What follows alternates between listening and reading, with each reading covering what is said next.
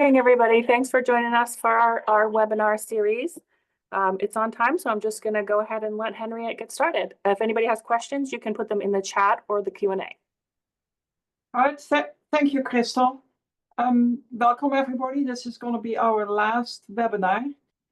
Hopefully, you all know that there will be a class on the farm here in Princess Anne, and please sign up for it. I think it's April 24th. I'm not sure. I should have checked the date exactly, but I didn't. If you haven't done so, go back to the website where you originally signed up and sign up for it. Before I start, I promised the people to give the name of the fertilizer that I use in the last class. It's a very simple, it's Miracle-Gro plant food for vegetables. I normally don't really use Miracle-Gro, but this one is extremely easy to use because you can measure it very precise. And for seedlings, you only want to do a little bit. So I promised that. The other thing I promised was an overview or an example of an herb press, a flower press, which of course I again totally forgot. But if you Google flower press, you will find a design that you can make, or you can buy them online, or you can buy them at stores. Also, you probably can get one from your local 4-H organization. They give them away sometimes. All right, let's get started. From harvest to value-added products. So this is basically what are you going to do after you grow from harvest. Same stuff, grant from USDA, personal funding from Maryland. Here we have the agenda. I have to say I will not totally follow it. Learn how to get from the raw herb to anything. So we're first going to start about the harvesting. There's always a lot of questions about. And then we have the different products that you can create. Now the marketing, I will partly discuss that with the product.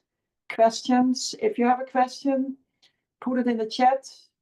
And if you, after this class, if you have any question, just send me an email. So for instance, you planted your seeds when we had the first webinar. You have a question about them still not coming up. Shoot me an email and let me know what's going on. Or you have problems with it, anything, any question, I'm here for the rest of the summer for you to ask questions. Value-added products, this was an overview I made for another presentation. The interesting thing that's why I added is there is a couple of what I call non-edible classes, agritourism, crafts, dried flowers. Those are things you can make money with, and you should not, when you just start up your farm, you should not forget to include that. People love doing classes, learning things, even if they just come for entertainment. Don't feel bad about it. They're there, they pick up something, and some of them are very motivated and end up starting their own farm. So agritourism is another thing. If you can combine it with somebody close by, let them visit your farm and then send them to a restaurant or something. Those things you have to focus on in your marketing approach. We'll talk about most of the other things. This is raw herb to anything, safe harvesting and transport. I realize this is a point that for a lot of people is totally unexpected. It's difficult. It's difficult to decide, okay, when do I harvest? How do I keep them? When do I dry them? How much time do I have?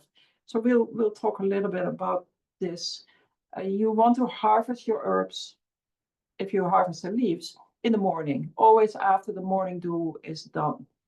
This is very important. I have another photo on that. Harvest the herbs before seeds start setting. It means before the flowers are really setting seed. In the case of this, where we are harvesting tulsi, this is really on the border of what's still good. There are flowers. Most of them seem to be not even open. That's the perfect time. What happens if you start drying them, you put them in the dryer, and the heat from the dryer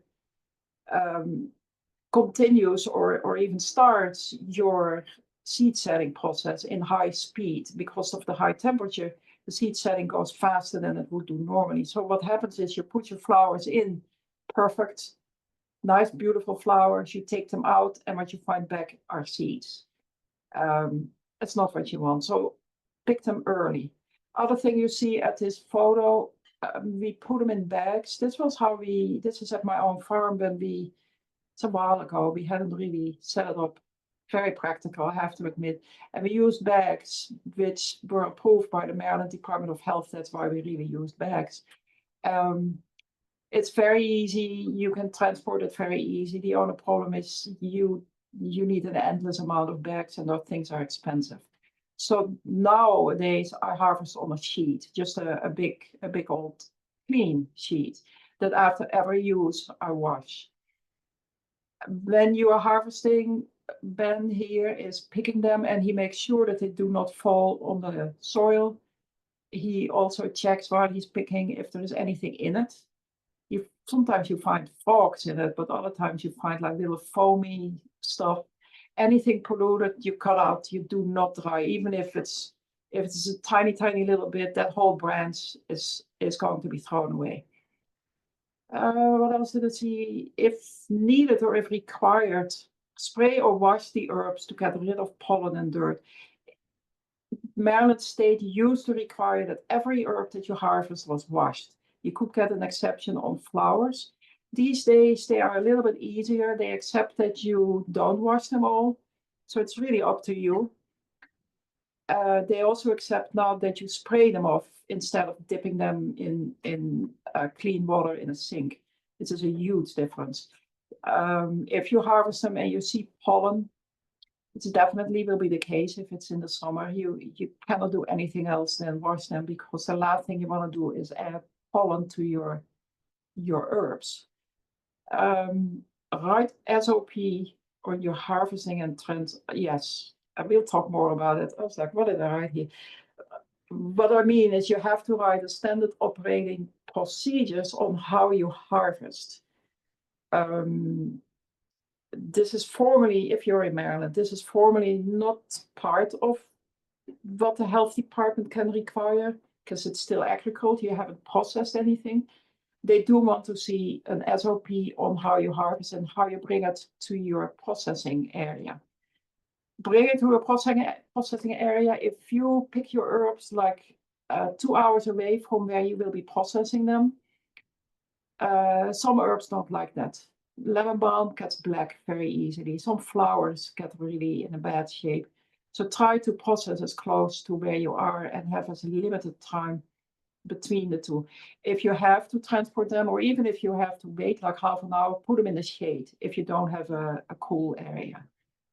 Very important to keep them cool.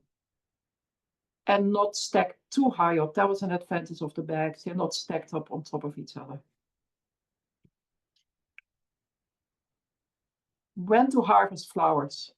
So those are 3 examples of when it's just right or almost too late. The yellow on the left, where you see the darker hearts of the flowers, that's really on the border of what you should harvest.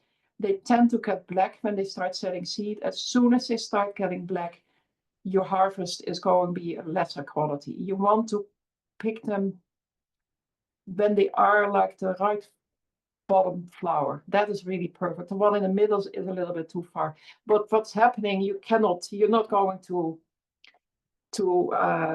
harvest this into like 3 steps, where you on Monday morning you pick the middle one, and then on Wednesday morning you pick the other ones. It's too much labor. So you will always have a mixture. The one in the middle is a goldenrod. 2 things with this goldenrod you see probably, can I point at that? You see this little foam here?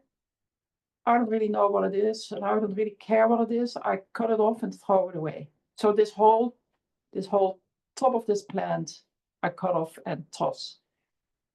And this never happens. There's never too many. You can see, I don't think I can enlarge them. Oh, no, I cannot enlarge them. You can see the goldenrod is really still in flower bud. A goldenrod, when you dry them, they set flower within 2 or 3 hours of high temperature. The one on the right is chamomile. The ideal way of cutting them is when they look like the one right right above, right on the top. The one on the right bottom is actually a little bit too far. The quality will be a little bit less after you dry it. It's the same though. You will not be able to really only pick the ones that are perfect because this nature, they don't all come out at the same time. Other thing about this chamomile on the side, the ones on the left are a little bit smaller than the ones on the right. The ones on the right were Zloty, German chamomile, and then it's a special cultivar, it's Zloty. And they grow a little bit bigger, so that seems to be very attractive. My experience is when you are in your second harvest, so they have their second flower, the difference is gone. They're all the same size. So it doesn't really matter that much. When you dry them, the difference is also very minimal. The fact that they're a little bit bigger in the first harvest makes them easier to pick. Do you have any questions? Nope. I always have problems with moving. There you go. All right, so you have picked your herb. You brought them to your processing center. And you know what? I should go to the drying first. Oh, I missed the whole drying thing. I did. Okay, before we go to the garbling, I don't want you to start reading about the garbling. The drying, I think we have talked about this before. I'm pretty sure I have another slide on it. The drying, you want to do as quick as possible.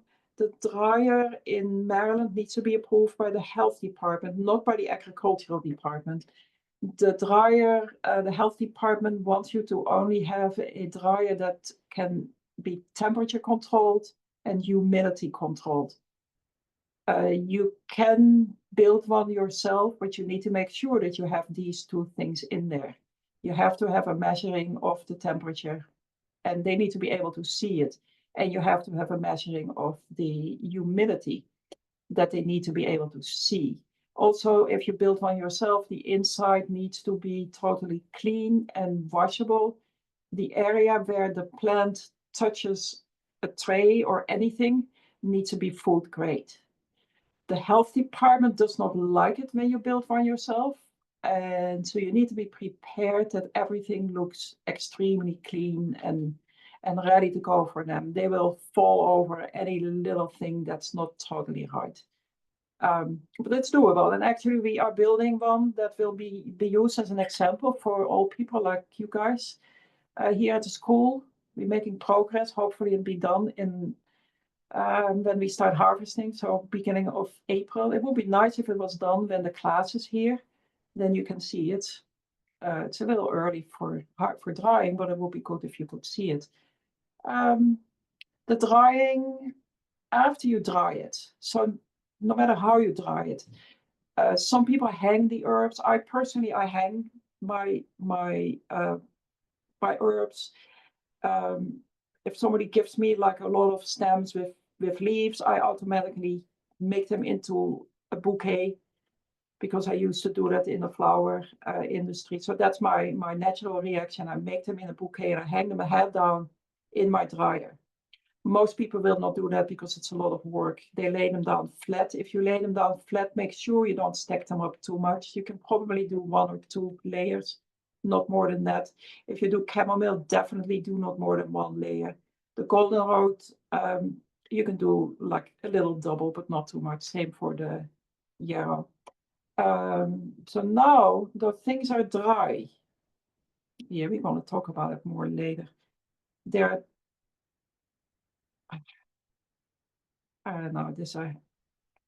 dry.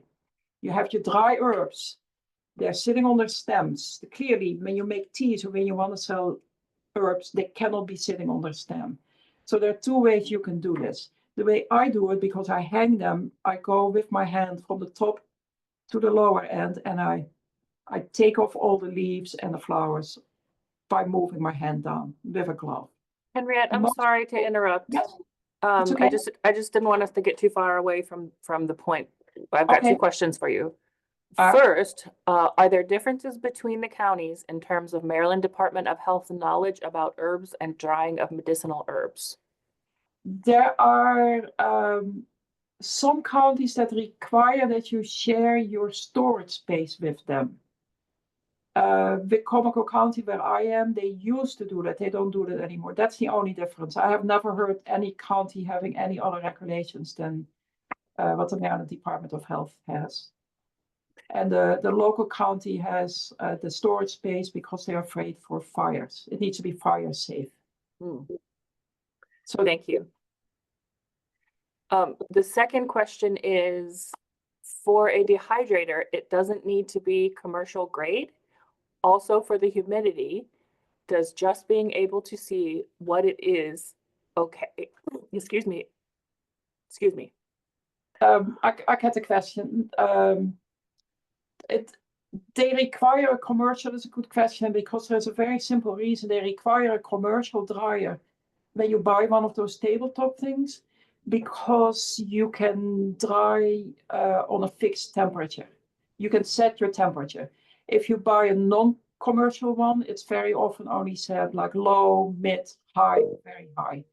So you'd want to have a temperature. The lowest temperature you want to have should be 95, and then up to like 130. But it depends what you're doing. They don't require that the whole dryer is, the inside of the dryer is food grade. For whatever weird reason, you would think they would, but they don't. But be prepared, because they might change that. So if you buy a new dryer, you should probably go for it. They're much more expensive. So maybe you shouldn't go for it. It's not required. It's when you build one yourself, it's required that everything that touches the herb is food grade. So no wood, for instance. And this kind of, if that's some kind of fencing material where you put them on, you cannot use that neither. It looks like this is some plastic, which is okay. All right, let's go back to the garbling. Garbling means you is that okay? I'm sorry, there was a second half of the question. That's where I stumbled there. There's a second half of the question. For the humidity, does it just need to be able to see what it is, or do you have to have the option to adjust the humidity? Yeah, you need to be able to show them that you can adjust the humidity. And in all honesty, they will probably not even talk about it. But they have to have a feeling that you will be able to have a consistent humidity or moisture content while you're drying, which is, in all honesty, your moisture content goes down during the drying process. So what they really want is that you should be able to lower the humidity more than if you would just heat it up. They want to have a feeling. They want to make sure that you can lower the humidity up to a level that it actually dries. They don't want you to dry at 60% humidity. They want to make sure you bring it down to like 30, 20, 25. And the only reason they do that is because they do not trust anything you build yourself. So it's like, for them, it's an extra security. And it's if you build one, the one that we are building, we will be able to add that, so you can see it when it's done. I hope that helps. If you want to dry, if you're building a dryer, please get in touch with me. Things that are not allowed are solar dryers, because it's not controllable enough. Things that are not allowed are things with an open fire, like people sometimes use not a stove, but like what you call those heating elements with a fire, with a flame in it. I don't know what you call these things. That's not approved, basically, for the safety reasons. So if you build your own dryer, please get in touch with me. Do not wait and build it and then invite the health department without talking to me. When you have a design, run it by me. Okay? Now we go to the gardening. So you have these mess of the flowers and the leaves, just as on this picture. What you do is you throw it on this what you call it? I'm sorry, I lost the English word for screen. Screen. Thank you. You put it on the screen and you go with your hands on top of it. You put gloves on and you press the stems on the screen, and the leaves will break in smaller pieces, and they're being caught by a stainless steel bowl underneath. Or anything that is food grade. We're talking food here, so where you catch it up is food grade. It cannot be unpainted wood. It cannot even be painted wood. It needs to have a food grade inside level. The standard operating procedure, I use this garbling to explain what garbling is, but also to show what an SOP is. An SOP is really, you do something, you have somebody else describe what you're doing, and you go from one point to another point into very much detail. Write herb name in English and Latin on your bag. Always use English and Latin when you put your herbs anywhere. Seal the bag and keep it in a closed container. The area where you store your herbs, your dried herbs, needs to be dark, and it needs to be a consistent temperature around the regular temperature for in a house, like 70 degrees. It can go up once in a while and can go down once in a while, but don't put it in your barn where it's 100 degrees. Your herbs will really deteriorate really very, very quick. Now, there's no regulations on this. This is just my experience. You don't want to do it.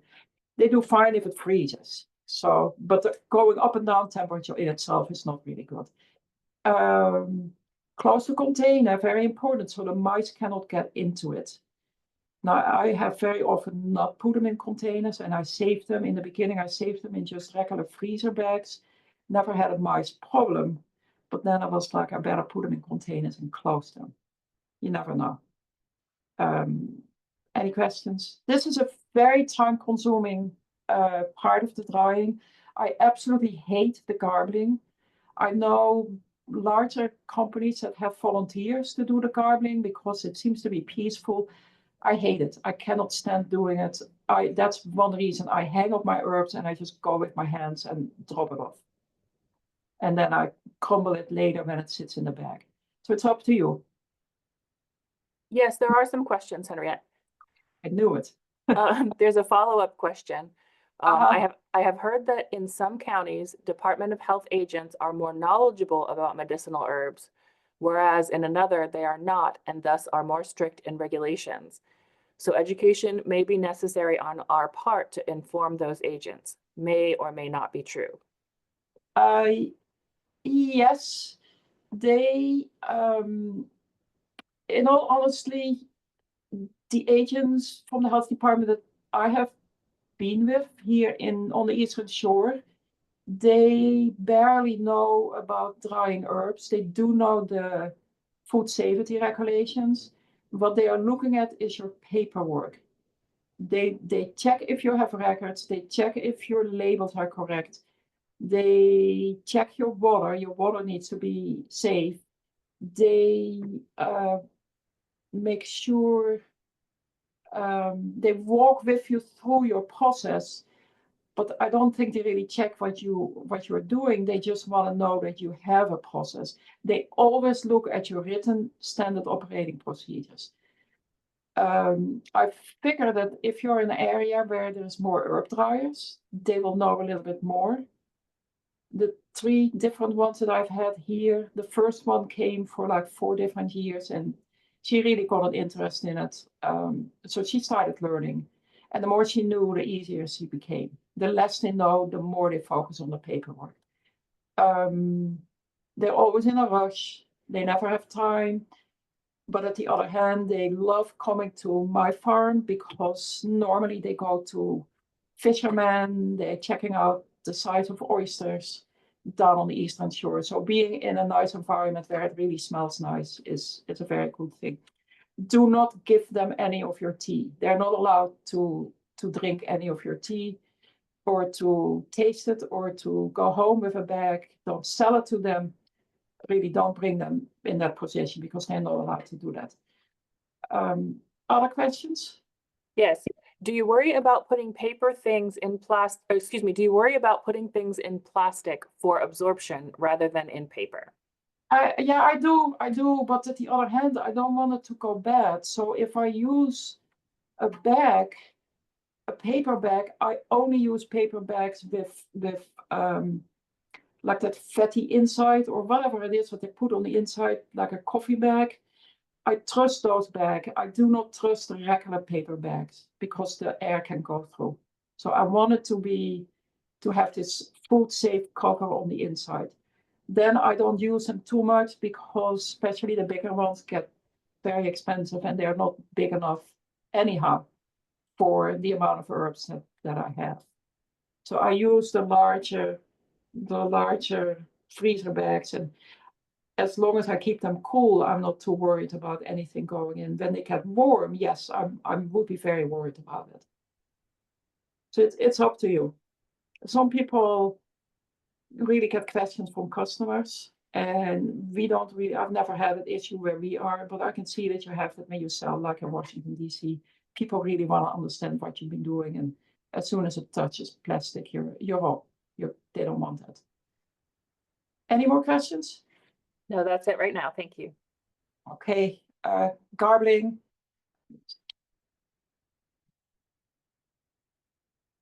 So if you are not in Maryland, by the way, you are in, say you are in Delaware or Virginia or wherever, or in Washington, D.C., you're not required to do all these steps. There's barely any regulations at this particular moment. What I would advise for everybody is to write down these standard operating procedures just in case somebody of some food safe organization comes and check what you're doing, or in the situation that somebody gets sick from or says they're getting sick because they drank your tea or they ate your powder. If you have a backup in paper of written down exactly what you have been doing with your herbs, it will cover you. When you get sued, then you can say, look, I do all this. There's no way this person has been able to get sick from my herbs. It must have been something else. So that's a reason for everybody to do it. In case you make an error and you put some claim on your label and you sell your tea as tea for eczema, and the FDA comes to your facility or your kitchen, and you have all this paperwork, you're in a much better situation than if you have no paperwork or paperwork that's not correct. So I always tell people, just do it, be safe. Plus, if you get sick, for instance, whatever happens to you in the middle of September when you're harvesting, the person that takes over from you will be able to just read your SOPs and do exactly what's required. Offsetting roots. I think we talked a little bit about this. Very important when you dig them up, try not to damage the root skins because the quality will go down. It's damaged. And then very important, if you start wholesaling these things, that you ask from the buyer, how do you want to have this? What do you want? Do you want me to dry them? Do you want me to cut them before I dry them? Do you want the whole root? There are so many varieties in harvesting roots. So make sure you check with your buyer. If you are your own buyer, you use your own teas, do a study and understand what you actually want to do and also what part you want to use. I think that's why we use this photo. This is cotton root. You only use the bark of the cotton root. So you have, it's a possibility that your buyer will peel off the bark. It's not likely, but it might happen. If you grow ashwagandha, cut it first and then dry it. Most herbs cut them first. Chinese herbs, follow what your buyer wants or follow the Chinese traditions, or just throw the Chinese traditions away and do what the American habit is, but know what it is. Don't try to sell your Chinese herbs that you have prepared in an American way to a Chinese herbalist. It's not going to work. And neither is the other way around.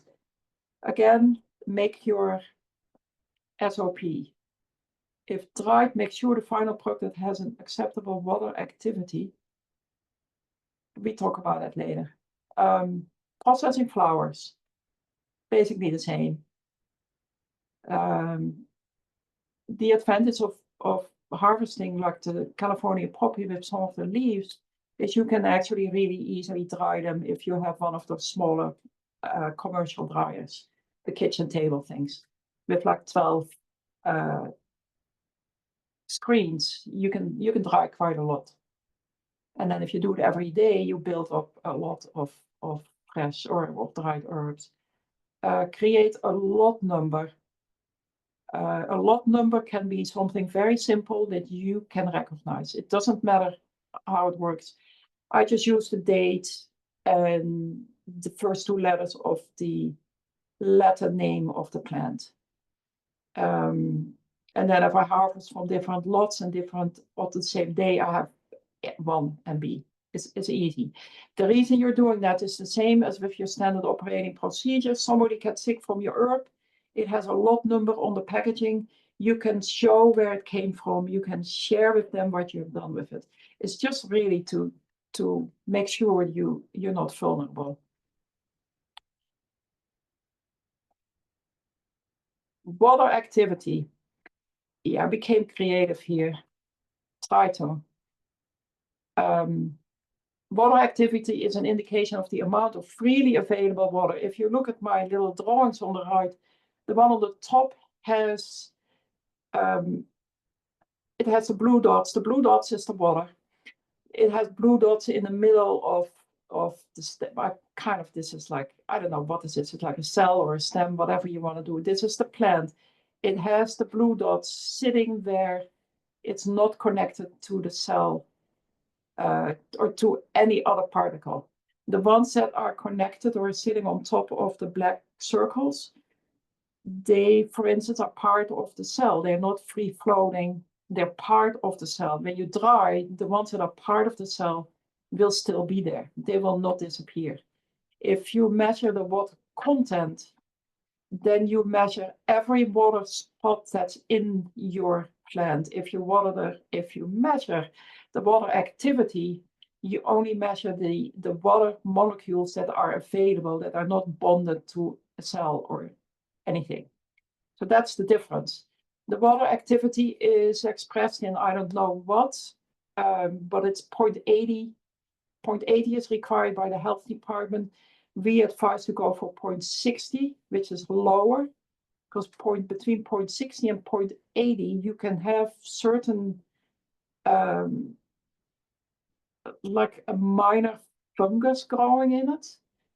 That is not damaging. It's not going to kill anybody. Basically, that's what the health department is thinking. It's not going to hurt anybody. It just doesn't look right, and you won't be able to sell it. So go below 0.60. It's better. It's safe and it's better.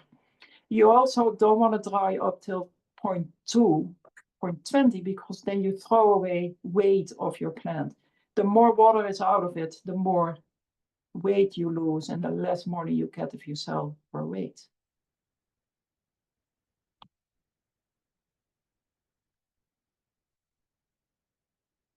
And the water activity, you can buy a water activity measure for like $500-600. And then you're independent. If you get your, we mentioned this before, for your license, you need to send it to an official state-approved lab.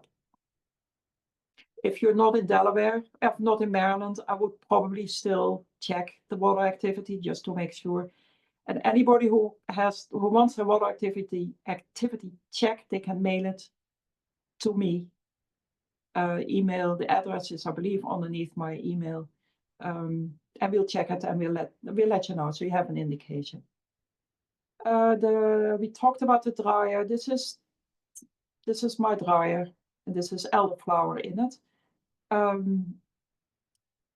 Yeah, we talked enough about it. Be sure when you start drying that you put in the dryer herbs with the same drying requirements.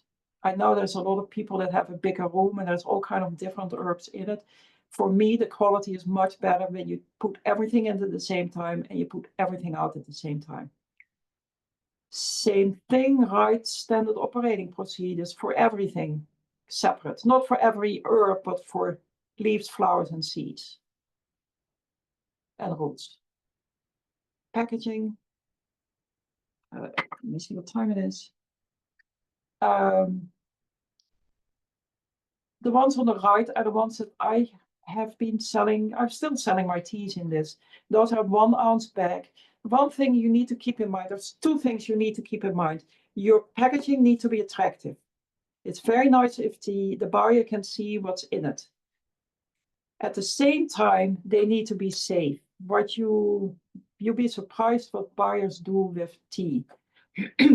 You might meet somebody like 2-3 years after they bought a tea, and they say, "Oh, I still have the tea that I bought from you. I still have some left over. Let me go drink that. It was really nice." And then they give me a compliment, but I'm thinking like, "Oh my God, it's 3 years old. I hope it's still good."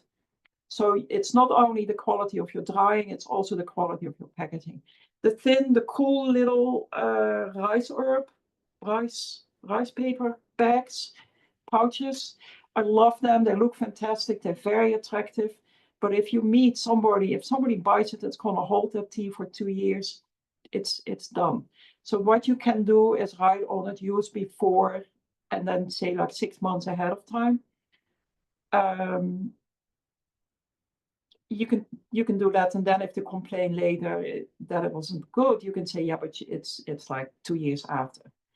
If you sell your teas to a wholesaler store and they put it in the sun, your tea, when it's packaged with like how I package it, your tea will discolor like really, really quick. So you need to tell a store, keep it in a dark area. Even if you have it totally closed off paper or whatever bag you have. So when I sell larger quantities, I sell them in totally metallic foil pouches. Now I know that those things are not recyclable, so many people will not want to use this, and that makes sense. I personally put my safety ahead of the recyclable. Probably if I had more, the teas that I sell are really focusing on enjoyment, on the taste, not so much on their medicinal value. Some people will not buy this. I know that some people will not buy because they don't like the packaging. If I have the rice papers, then some people will not buy because they know they won't be able to keep it good. So it's a question. It's a personal decision. Labels should have the American herb names. No letter names required. It should have your address, your phone number, and your website, and an instruction on use. If you're in Maryland, you need to add, or your label, add to boiling water. The boiling will kill whatever toxic is still in your teas.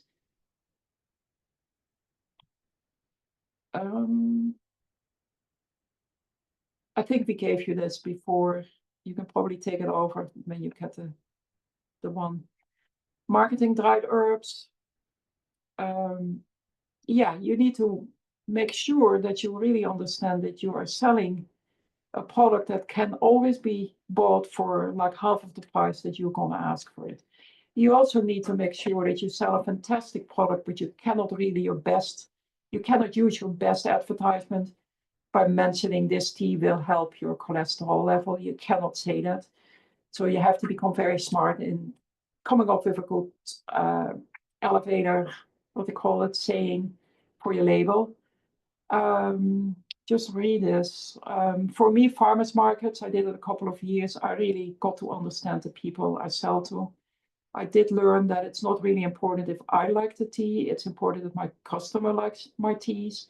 So I have people testing my teas that are, first of all, they are not European, they are American, and they are kind of the age group that I aim at. For wholesale, if you have a chance of making a contract before you plant your seeds, absolutely do it. Some kind of commitment. if you need a contract, then we can help you with that. For wholesale, it's a good idea probably to have the store come up with your title of your tea and probably put on their name, as long as you keep your company on it. Wholesale for loose herbs is much easier if you're certified organic. A lot of stores will not go for organically grown. They want it to be certified organic because that's what the customer asks. Where if you sell at a farmer's market, people are much more flexible. They will get over it that it's not certified organic if they know you. When you start selling online, it's very expensive to sell online if you start marketing, and your product is a low price product. Pricing, be aware you will lose 80 to 90% in weight with drying. You don't only lose the water, you also lose the stems. So you really lose a lot. You might even lose more than that. So when you start pricing, don't start out with your fresh product and say, okay, well, I have it 75% water. So if I have 1 pound of fresh material, I will have I will lose 3/4 pound of that. You will lose more than that. Pricing include everything, absolutely everything. You have to come up with a really good sales pitch explaining that your herbs are much better than anything anybody can buy anywhere. And it's local and you support the local economy. You really, that's the way to sell it. You also have to really, I'm really focusing now on every step that I do while growing herbs. I'm thinking, can I do it faster? Can I do it cheaper without giving up my quality? And that really has helped me to move faster into lower price production. This is a really disastrous overview. Cost, the drying takes up more than 1/3 of your whole cost, where your growing in itself is also 1/3 of your cost. So just be aware of this. Anything you can save in drying, that's where you need to focus on. Anything you can save in harvesting, focus on that. I actually think the harvesting and the drying both have gotten a little bit less over the years. You can work with volunteers to have it cheaper. That's one possibility. This is a little overview you should look at. I just cut up everything that I do and literally measured the number of minutes that I use for that, and then gave it a price. And I pay $18 an hour. Some of it is a guess, because I really didn't calculate how much the cover crop is. So this is 1 row, 50 feet long, 3 feet wide. So I basically have either 2 or 3 herbs next to each other over a whole line of 50 feet. I did not include the tools. I did not include the insurances. Henriette, I have 2 questions. Yes. One, should we invest in getting the certified organic garden / organic herb farm certificate, or can we ensure that the seeds just be organic and ensure the soil is organic? Still learning the differences between if we want to sell at farmers markets. If you want to be certified organic, everything you put in your land needs to be certified organic, unless, and this is often the case with herbs, unless you can prove that you cannot buy organic seed. But everything else needs to be organic. Your cover crop, your everything. Your ground cover needs to be organic. Was that that's about the question? And then if you sell on the farmer's market, the certified organic really becomes important when you sell to either wholesalers that will sell to other companies, or if you sell to a store that sells like that has the containers with the herbs, and people come in and buy like half an ounce of something. These stores almost always only sell organic certified. And they prefer to have inferior quality that it has been imported from who knows where, that is organic, above a local tea or local herb that's not organic. And I have discussed this with those people, but it's not working. They want to have that on their label, certified organic. If you just sell online in packages as teas, it's not that important. People overall, my experience is they don't really care that much about organic, and definitely not on farmers markets, unless you are just one of them that just really needs it to be organic. Then you don't sell to them if you don't do that. It's not a huge group. You need to measure, is it worth the work for the sale that I'm gonna make? And in some cases, it's simply not worth the work because it's a lot of work, organic. Okay? Thank you. You're welcome. Harvesting, anyhow, look at this. My annual cost for that 50 feet row of ashwagandha in this case was $141. I estimate that I can sell it per pound for $320. Now, my profit is what, like 160. This all depends what you're doing with it. If you start making teas and you sell them as a nice mixture, you can make more money than when you sell them as a whole, one single herb.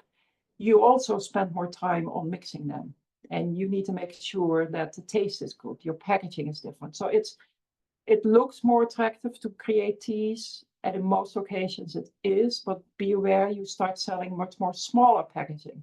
Instead of selling 5 pounds to one company, you sell 100 1-ounce packages to 50 different people. I don't think the math is correct, but I think you guys get the point. Henriette, I have another question. Yes. Doesn't it take 3 years before one can be certified organic farm? It depends what your land was. If your land was not used for 3 years prior to that, or already organic, you can get it right away if you can prove that. If your land has been used by anything that was not organic, even if it was an organically grown farm, you will have to wait 3 years. And during the 3 years, you're not considered organic, but you can put something on your label like I'm in process of becoming organic. But the stores will not go for that. They need the certification. Of course, I'm going to run out of time again. FDA regulations, you're going to have to deal with the FDA as soon as you start making a claim. So do not make any health claim, not on your teas, not on your topical products, or not on whatever you make. Do not do it. The second part, in addition, FDA considers every product or food ingredient that's not considered food as a dietary supplement. There's a list of safe herbs. A lot of herbs, not a lot, several herbs like ashwagandha is not on that list. If you don't live in Maryland, you don't produce in Maryland, you don't really have to worry about it. Maryland State has just decided to follow this regulation. And we're working with them on making this a little bit easier. If you run into the Maryland State with this, please give me a call, because we are talking with them about it, and hopefully they change.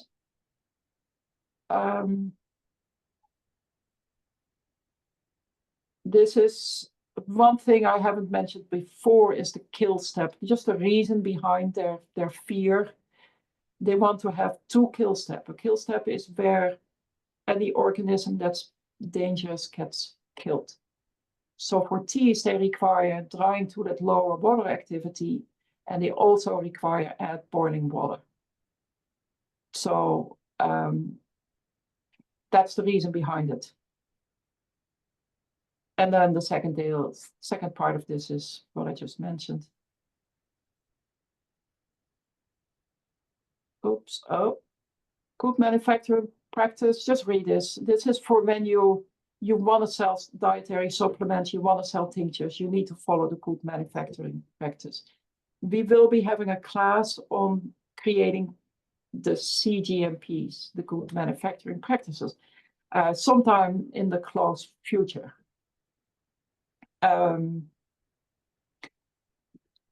It's actually not that hard. You can do it if you're very precise and if you have the time. Try to stay away from the FDA though. Tinctures. This was a red sage tincture, which is an American processing the American way of a totally Chinese herbs. It was because I had left over that I did this. You see, I use, because I don't sell them, I use regular vodka. I cut my herbs, I throw them in my Vitamix, and then I put them in a bottle and I cover them with an alcohol water solution. In this case, it was 50% alcohol, 50% water. Do not use city water. Also, do not use distilled water. You can use, if you have a well, you can use well water. Tinctures, way of making them.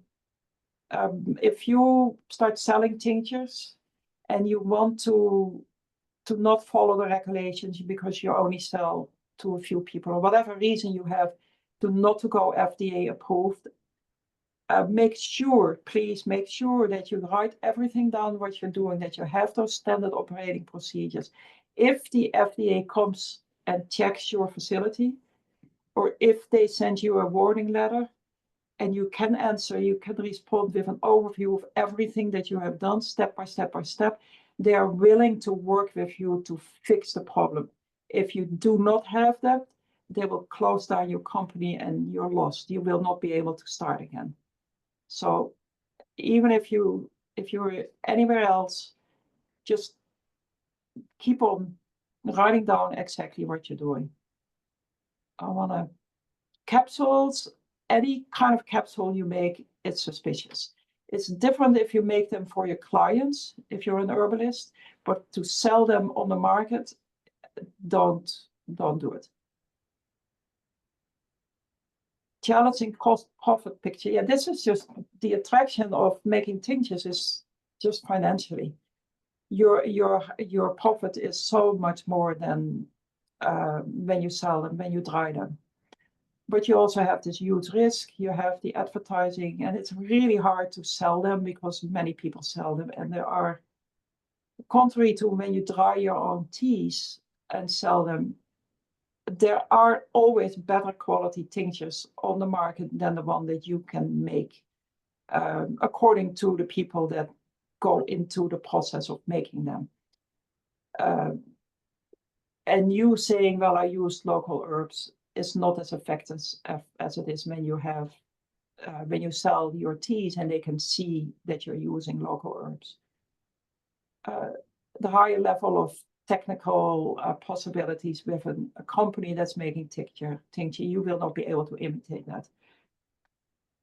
Flower essence has even a higher profit margin.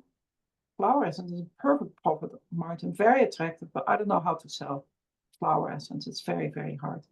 The other thing to making a little more profit is to combine your dry herbs with regular teas, like a green tea or a rooibos tea. That gives you a little more weight.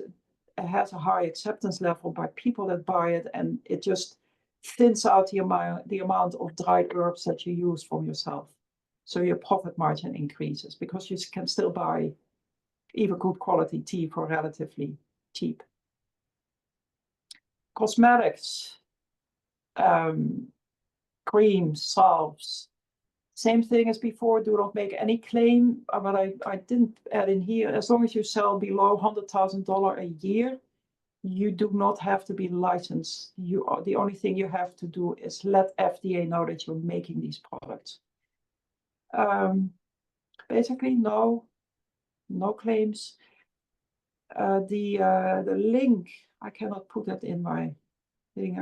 You can, I think you can take this out when you get when you get the presentation. This link is extremely clear. It's an overview of everything you need to know. You can go, it's actually relatively, for an FDA website, it's actually pretty clear. It's not clear, but for them, it looks pretty clear. If you have questions, give me a call. Very important if you make a skin product that it's always the same. Do not experiment and start selling it until you can deliver the same product every time you make it, which is just a matter of experience. Flower essence. I love flower essence. It just looks absolutely gorgeous while you're baking it. This was a class we did. The way you do it, you add the flowers to clean water. You let them sit in the sun for 4 hours. The fun part of it is perfect for an agritourism activity, perfect for a class. People love to come and make it, and because they have to focus on your essence. It's very important that you put some of your energy in the essence that you're making, and that you make sure that it's not polluted with the wrong type of energy. It's a fantastic subject for a class, and people pay for it. You can also just do it with your family or your friends. It's a lot of fun. And it keeps the people 3-4 hours at your farm, so they don't all the time have to sit with their flower essence. They can walk around, they can learn other things, they can buy stuff, they can have lunch, whatever. Infused oils. Yeah, infused oils. Basically, you pick your herb, you cut them up, and you put them in oil, and you press them. That's it. Very easy. You can use a cotton bag to press them. If you do this, read on it. There's enough info online to really figure it out. I did give some recipes here. Same thing, if you sell it, make your standard operating procedures. And then when you have your oil, you can make a salve. There's a very basic recipe, and it works. It's very nice. The only thing to be careful about is these beeswax that you buy. It's not always beeswax. To be careful what product you buy. You can smell it. Often it has other chemicals in it. Best is to get it from a local beekeeper, but it needs to be cleaned. It's not all local people have this. It's just a recipe. Syrups are getting very popular because people use it in their cocktails and in their mocktails. So think about it. The only thing in Maryland, I think this is everywhere, your pH of your elderberry is above 4.6. And so the MDH considered that a dangerous product because the pH is not high, not low enough. So you can only make it in a commercial kitchen. Now, in all honesty, the pH of elderberry is not above 4.6, but you cannot convince them that that's not the case. They follow strict data systems, and it says it's 4.8. Aronia berry is below 4.6, so you're safe there, but the syrup is not really very nice. Henriette, Yes. can I ask a clarifying question on that last slide, please? Yes, ma'am. Can you go back? Oh, sorry. That's okay, thanks. So on the screen it says with the pH starting product is below 4.6. So you said below a couple of times and above a couple of times. Can you clarify? Below 4.6 is so acidic that it's safe. Above 4.6, it's not acidic enough to have a safe product. The acidity is the one that kills the toxic organism. Okay. I think so it's important when you start, what is the pH? And it's not, if you make a whole new product, if you use a whole new, like if you would make an aronia berry syrup, you're probably the first one to do it. You can probably get away if without them going into their database to see what the official pH is supposed to do. Understood. Okay, thank you. Hang on, there's another question. Sorry. Okay. That one was mine. Okay, so the question is, what is meant by starting product? Do you mean like the fruit of the elderberry or? I mean the fruit of the elderberry, yes. So what they do allow you is to add acidity, which is hard to really get it below 4.6. But they do allow you to add vinegar to get your pH lower. But you mess up your syrup. But they do look at the starting product. They force you to make it more acidic in the final product. So if your starting product is below 4.6, but your final product is above 4.6, you're still wrong. You still have your final product to be below 4.6. Okay, there's additional questions. Okay. Can you share some links for how to test the acidity for soil and how to test the acidity for syrups and products? Yeah, you can just buy. If you just do it for yourself, you're not selling this stuff. You can just buy these testing strips. They're pretty precise. If you make a product and you're going to sell it, you have to go through the Maryland Health Department, and they will measure it for you, or they have their standard. So, but you can get an idea by just buying those strips, or you can buy, for soil, there's more advanced, relatively cheap acidity measurings. If you really, really want to know your soil pH, you have to do it. Probably the best is to have it tested by an official soil test. But you can get a really good indication with a pin that you put in, and then the color changes. Those kind of things do work. And same for your product. But really, when you start selling your product, do not believe these things. You have to have an official test. If you make a product, you can send it to me too. Send a little bit of your syrup or whatever you're making, even if it's not herb related, we will be able to test it. It's just not the official final test, but it will give you an indication of what it is. Thank you. And there's one more. So in a commercial kitchen, how does that setting ensure that the pH of the elderberry is below 4.6? It's not to create a lower pH. It is to make sure you work in a safe and clean environment. So it's really the processing that they require to be in a commercial kitchen, so they know for sure you're in a safe and clean environment. I don't actually think they want you to bring the pH down. Actually, I'm not sure about it. I know they sometimes do and sometimes they don't. The one thing you can learn from all this, these things, so this is important. Going back to one of the first questions, for if you create food, so if you're not drying your herbs, but you create a syrup, then you have to deal with your local county health department. If you dry herbs, you have to deal with the Maryland State Health Department. So that's I did not mention that in the beginning. When you start making jams and jellies, it's your local county health department. And there probably are more differences per county based on the experience that they have. I don't know. There's also huge differences in counties between who is the boss of that organization.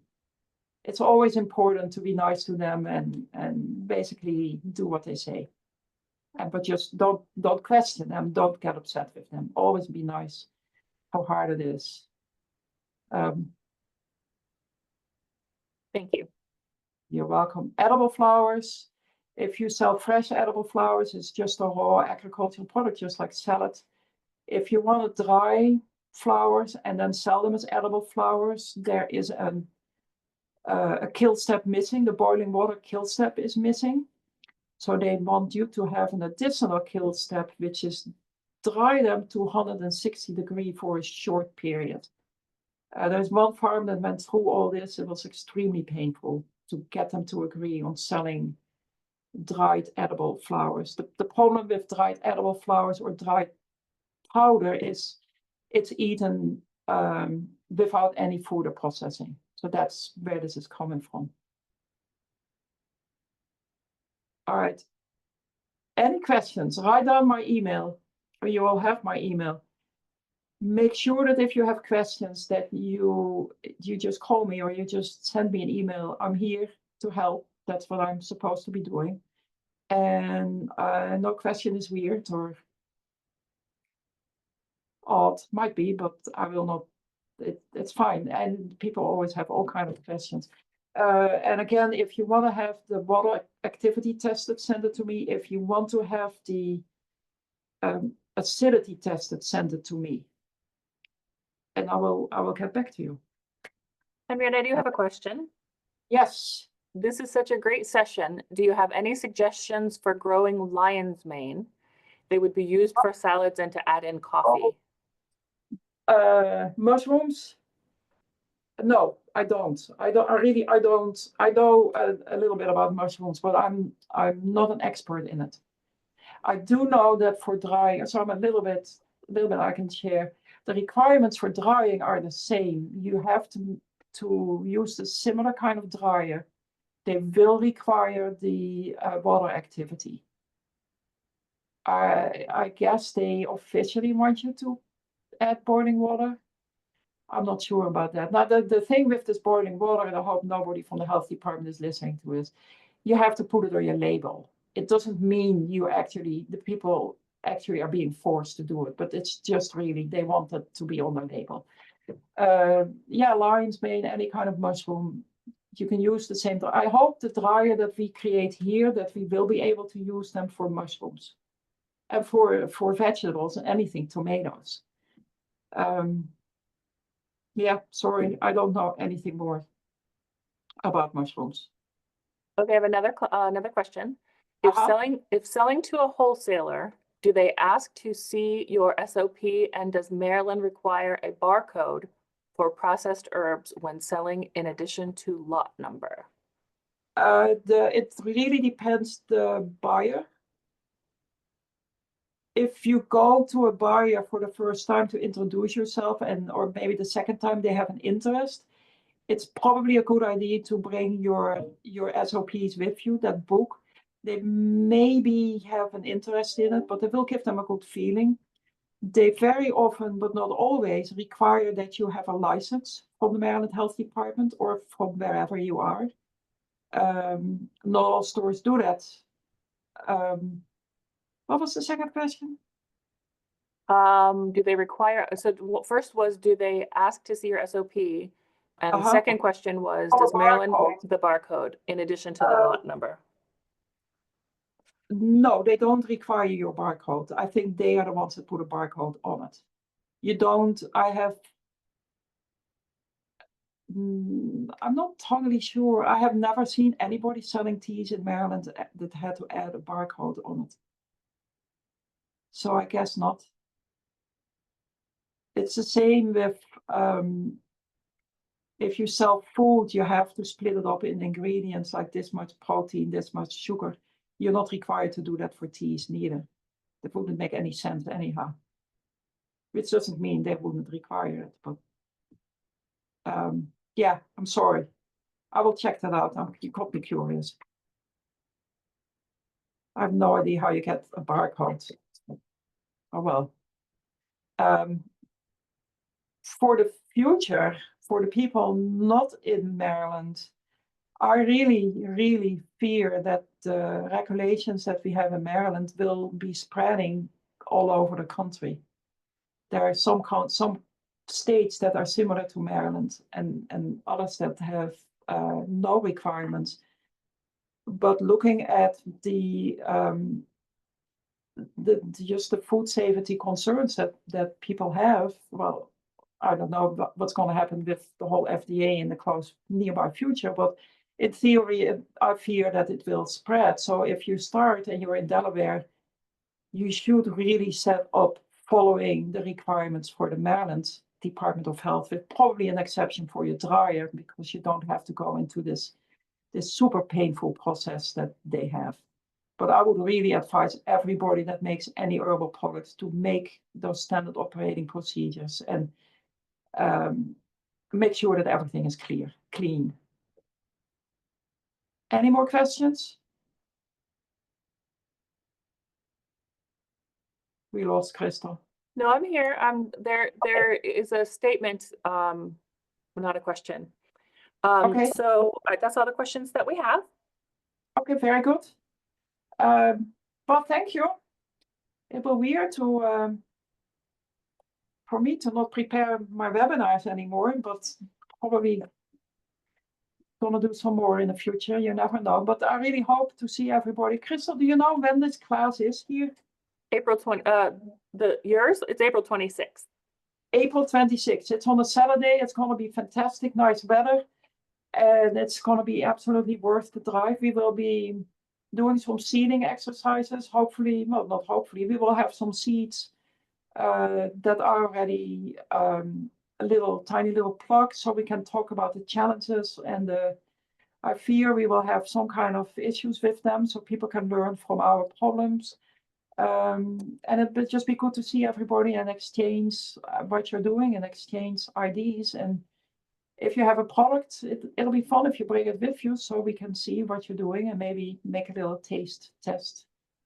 Thank you for spending your lunchtime with me for 4 whole hours and a little bit more. And please keep in touch. Henriette, Yes. before you go, we have one more question. How do we register, or will it come to our email? I think that should already be live on the same place that you registered for this webinar. When I send out the PDF of this presentation, I will include it. So we just put another link to the Eventbrite. Thank you. Okay. Okay. All right. Hope to see everybody. Thank you.